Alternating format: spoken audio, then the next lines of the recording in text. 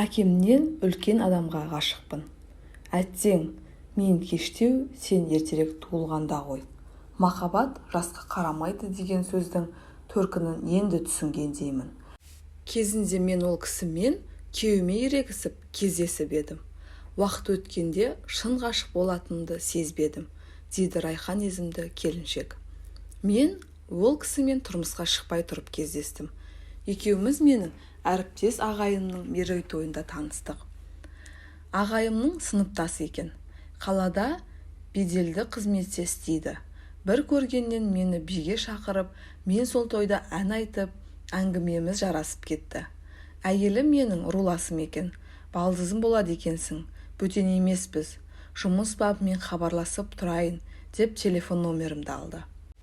Содан бері жиі кездесетін болдық. Бірақ менің ол кісіге деген ешқандай сезімім жоқ. Ағам ретінде құрмет тұтатынмын.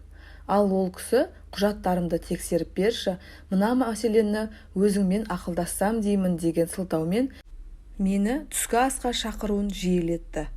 Бастапқыда бас тартуға ұялып, амалсыздан баратынмын. Уақыт өте келе ол кісінің маған деген құрметі, көңілі, сыйлауы ұнап қалғандай. Ол кісі өзін менімен құрдастай ұстайтын. Қандай тақырыпта сөз қозғасам да іліп әкетіп, жақсы сұхбаттасатынбыз. Уақыт өте ол мені кездесуге шақырмаса, бір түрлі өзім іздейтіндей күйге жеттім. Бәлкім бұның бәрі менің әкесіз өскендігімнің әсерінен де шығар. Жезде болып жүрген жанның мені іштей ұнататынын сезетінмін. Менің әкесіз өскенімді біліп, қамқор болғысы келген шығар деп те ойлайтынмын. Бірақ ол маған көңілдесім бол, сен маған ұнайсың деп еш уақытта айтпаған. Тіпті оған емеурін де білдірмеген.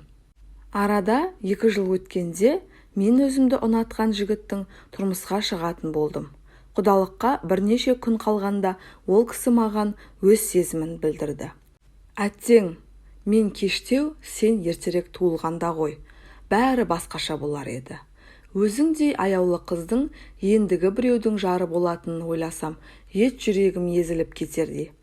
Бірақ мен сенің аяғыңды тұсаулай алмаймын. Барған жеріңде бағың ашылсын. Бірақ мұндай нәрсені есіңнен шығарма. Сен қашанда мен үшін ең қымбат жан болып қала бересің. Бұдан кейін де байланыста болайық. Қандай да бір көмегім керек болса, қысылмай хабарласа бер деп ағынан жарылды. Сосын тойыңнан көмегім болсын деп өте көп қаражат ұсынды. Оған деген құрметім одан бетер артқандай ма, іштей риза болдым. Сонан не керек, мен тұрмысқа шығып, түкпірдегі бір ауылға келім болдым. Ауылдың тірлігін өздеріңіз білесіздер. Ерте тұру, кеш жату. Қалада өскен қыз болғандықтан бұл маған өте ауыр тиді. Ауыл өміріне үйренісе алмай, күйеуіме жиі күңкілдейтінмін. Сондай әңгімелерден мезі болды ма, әлде аудан орталығындағы әріптестері азғырды ма, ол үйге кеш келетінін шығарды. Түннің бір уағында келеді. Маған қарауға мұршасы жоқ. Өзімді ешкімге керекші сезініп, декреттік демалыстың депрессиясына түсіп кеттім. Бір сәтке біздің арамыз суып кеткендей көрінді. Бір күні түнде күйеуім үйге ішіп келіп, жұмыстағы жігіттермен саунаға барғанын, ол жақта қыздармен төсектес болғанын жайып салды. Осыдан кейін ішімде бір кек пайда болғандай. Осыдан балам өсіп, жұмысқа шығайын, мен де жүрудің қандай екенін көрсетемін деген ой келді. Арада жыл өткенде мен де жұмыстарыма оралдым. Оралғанда да бұрынғы қызметіме емес, дәл сол кісі қызмет ететін мекемеге орналастым. Осылайша біздің бұрынғы қарым-қатынасымыз жалғасын тапты. Тіпті оның соңғы махаббатқа ұласып, екеуміз ара-тұра кездесетін болдық. Шынымды айтсам, мен де ол кісімен көңіл қосуыма төсек құмарлығы емес, шынайы сезім себепкер болды. Маған онымен уақыт өткізген, әңгімелескен ұнайды. Ал күйеуіме бір әңгімені бастасам болды. Қойшы сондайыңды. Бос сөзіңмен баста ұртпай, шайыңды дайындашы деп әңгімеден ден қойып тыңдамайтын. Жарытып табыс та таппайтын. Бірдеңе алайық десең, әрдайым ақша жоқ, соның не керегі бар дейді. Яғни рухани жағынан да, материалдық тұрғыдан да қолдау көрмеймін. осындайдан кейін мен де әттең әлгі кісі жас болып екеуміз ертерек кездескенде ғой деп қиялға берілетінмін.